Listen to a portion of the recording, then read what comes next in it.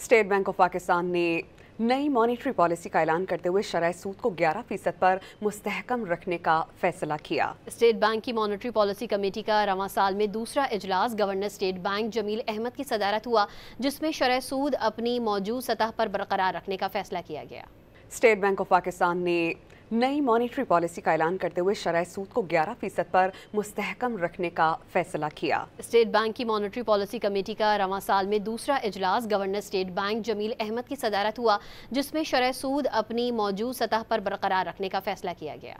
State bank of Pakistan ने नई monetary policy का ऐलान करते हुए शरह सूद को 11% पर मुस्तहकम रखने का फैसला किया। स्टेट बैंक की मॉनेटरी पॉलिसी कमेटी का रवां साल में दूसरा इजलास governor state bank Jameel Ahmed की सदारत हुआ, जिसमें शरह सूद अपनी मौजूद सतह पर बरकरार रखने का फैसला किया गया।